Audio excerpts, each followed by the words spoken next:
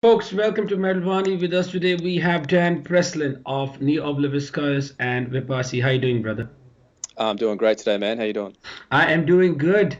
Last 5 years for you and the other guys in general must definitely are, I would say, the most insane time of your life. I mean, you left the band, you rejoined after close to a year. Portal of I came out, played many shows in Australia, and then I think you even toured Asia to some extent.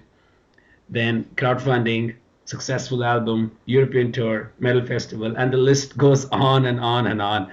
So when you think about it, from as a musician, what exactly comes to your mind that what the hell has happened from last 5 years? Yeah, I guess sometimes, it gets so busy or there's so many things going on, it's hard to take a moment to, stop and reflect on actually what's happened. But it has been quite a resourceful time for the band, and a lot of things have happened. Mm-hmm. And it's a great feeling to know that, something that you're passionate about, people will engage in and enjoy also. It's a rewarding feeling and very enjoyable. Absolutely, because years and years of hard work has been put into this. I mean, the Neo Obliviscaris went from a local band to a worldwide recognized band with a bright future ahead.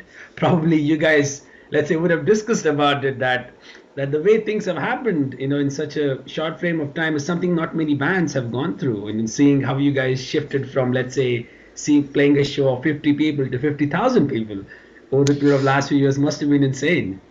Yeah, it's been quite a huge leap forward, especially in the last, I'd say, 2 years. Hmm. It's just, yeah, it has gone from the smaller pub shows to festivals and headlining larger shows here in Australia. Even we're starting headlining a few shows overseas now, which is a little bit nervous about, but at the same time very exciting. Right. We're heading the States in a couple of weeks for the first time, which is super exciting because that's our biggest market sales Yeah. wise. Yeah. So we're very, very excited to get there finally. It's been a long time coming, actually. That's wonderful. I mean, I've met you guys obviously with in India and even Germany as well. It's clear as a fan and as a musician, you see the level of dedication and how you guys are together as a family. Climb the ladder of success with right and brave decisions. That's something we don't see when it comes to, let's say, the new wave of metal bands that have emerged from last, let's say, 5 or 10 years. Yeah, there's definitely a lot of. I mean, look, there's a lot of luck involved, but there's also a lot of relentless hard work and keeping motivated, and it's a combination of all those things really. But definitely the smart decision making, and I guess having the awareness of the markets around you and what your product is doing as well, and Right. how to move forward with that too, which is all based around decision making and what you decide to do, what you don't decide to do. Hmm. It's all just a big package really, but yeah, having the awareness about it all is pretty important, I feel. Absolutely. And one such brave decision would surely be, you quitting your day job, which in fact was paying you very well. Now, if I gotta be honest, one needs, a pair of balls to take such a decision, which is very risky. You chose opportunities, let's say creativity and freedom over money. Now, how has been that entire situation and what was triggering in your mind and what made you take this huge step? Yeah, look, I did work very hard towards a day job career, we'll call Hmm. it, and it was rewarding in a financial sense, but I guess my entire drive and what I'm about is music, creativity and music and drums and stuff, and that's pretty much what I live for. Right. And so the call became quite easy towards the end. Like I was always kind of nervous about it when I first started thinking about it. We're touring a lot and we're on the road a lot, away from home a lot. And it's Right. like, how am I going to pay the bills if I'm not haven't got a job? But I kind of just after talking with some close friends of mine and family, I kind of just thought, you know what, I'll just go for it. And yeah, it's a lot of hard work. Like I'm working a lot doing the music thing. I may not be directly making money from all the work I'm doing, Right. but it's more of it's an investment. Putting up material and media for people to see, and then trying to gain more of a bigger student base Right. via that media, and teaching drums on the road, which can be quite draining at times, because Yeah. if you're lacking sleep, or you're just tired, or it's towards the end of a long 6-week tour, it can be quite grueling to maintain the focus and attention the person deserves that's come to see you. Right. So it is quite grueling, but I find it fun. Like, it's a daunting challenge, but it's fun because it's a challenge, and I love challenges. So That's amazing, man. I mean, I still remember that the step was taken when the band was not touring, or let's say you were gearing up for the tour with Filth. So people might have thought that you guys are like earning good money, but that wasn't the case. I mean, like you said, it was blocking you from touring. yeah, definitely. It just got to a point where my work were pretty flexible with all my time off, but it just got to a point where I had a couple more big tours that I had to basically see if they'd be willing to let me go, and they were like, look, it's kind of pushed its cycle, and I was like, okay, well, you've left me with no decision, but I'd rather do the music than stay at home working 5, 6, 7 days a week. Mm-hmm. So yeah, pretty much was hard, but in the end I found it easy because my passion and drive for music is so high. It was an easy decision. Absolutely, and the same is with Tim and Zen and Brendan and others. You guys have kind of let go of something which has been blocking you, except one of the members which has put an extended leave. I don't know what that's supposed to mean, but it's a pure dedication towards it, like a gamble. It may work, it may not work, but there's still positivity in it to make sure that it has to happen. Yeah, pretty much. I mean, my mindset is I have to eliminate the chances of failure, and to me that is only going to occur with extreme hard work, Yeah, and dedication to what you're doing. Yeah, and absolutely taking risks. I mean, I don't want to be an older man looking back on what I've done and think, oh, cool, I've got a great career which my heart wasn't exactly in, and my musicality, creativity side of me kind of slipped away. I don't really want to look back as an older guy and see that kind of stuff. So I totally get that. In fact, even yeah, from the Australian, the metal scene, it was very disappointing to see CJ leaving The Artist Murder, even though they were continuously touring. They played in Rockstar Mayhem, and they played a lot of other tours. So it was difficult to absorb for fans to see how things shaped up. And then when I look at the you guys, how you have done it, it's like, man, you guys like deserve a lot of respect for that. oh, cool. Well, I appreciate that.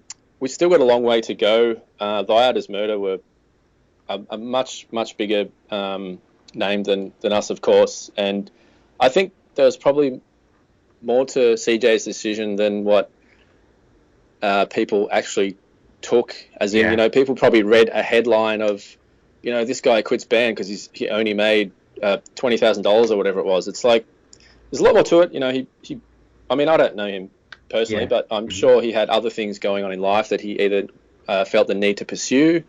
Maybe there was some creative differences and stuff like that. You just don't know. So I find it hard to judge something like Absolutely. that. But for some reason, money and I guess we'll call it underground music has such a big buzz at the moment. Like whenever there's something mentioned about a band that, oh, we only earned this much on this tour, or, we're losing money doing this, everyone's like, oh, whoa, really? Wow. There's like a big buzz for some reason. I'm not sure why, but it seems there's people are more interested in how much bands make or don't make than actually new music that's perhaps being released, or the reason why we listen to music.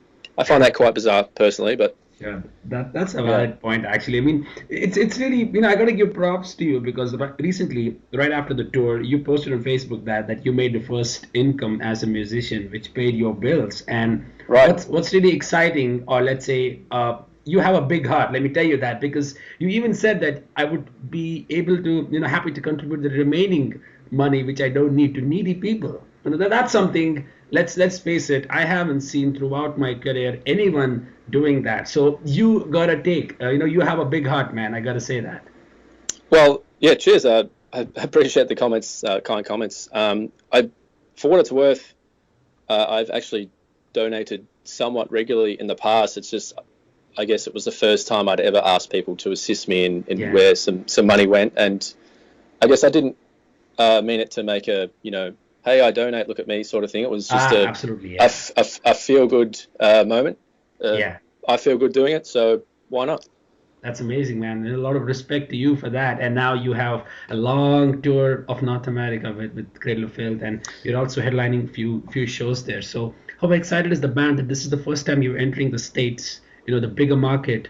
You have lots of fans out there, and obviously there be more expectations, and there's something which Neo has been looking for a long time. Yeah, absolutely.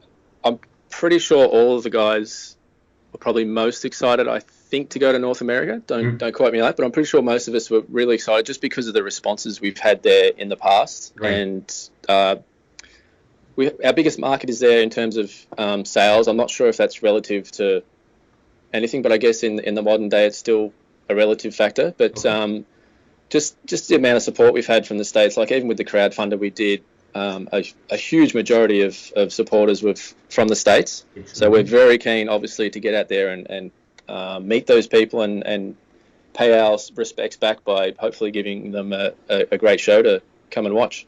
That's awesome. And Cradle of Filth have actually been like, they become your very close friends. I mean, Lindsay and you guys did the makeup at Halloween. I saw you guys with like a proper black metal band on stage. So that was crazy. And it's cool to see the sort of that mutual respect for each other and how you guys felt more comfortable on tour with them. And obviously they considered you as a family. Yeah, definitely. It always helps so much when you can you get some kind of bond going with bands you're touring with. And it's quite common, actually, I find. But we have especially, I guess, built a great relationship with the Cradle guys. All of them are super cool, super nice, and they've treated us far beyond their means. I know we're just the support band and that, and they've really looked after us, and it's been a really, really much more enjoyable experience because of that, I feel. That's awesome, man. I really hope you get to play a little longer. I know Butcher Babies is on the list as well, but I don't know have you guys been told like how many, like maybe is it a 1 hour, 45-minute slot every day? No, it's 35 minutes. We're opening every show, so it's quite that limited. Would be like crazy. I think for the Cradle of Filth, you guys were on stage for around 45 minutes, right? There were some shows we played longer. Our scheduled set length was 35 every day, but due to either something's running early or maybe the first band before us was finished early or anything like that, we could squeeze 40, 45 sometimes, which was cool. Well, that's wonderful, man. And after this, what's next for the band? I mean, after the tour is done, obviously I know you guys would have started working for the follow-up to Citadel. So, what's happening in the camp in terms of writing new songs?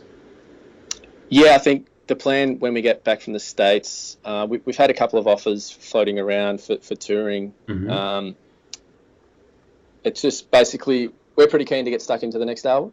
Yeah. But I guess we're going to have to balance it as I still think we have a bit more room left to tour on the Citadel cycle. Absolutely.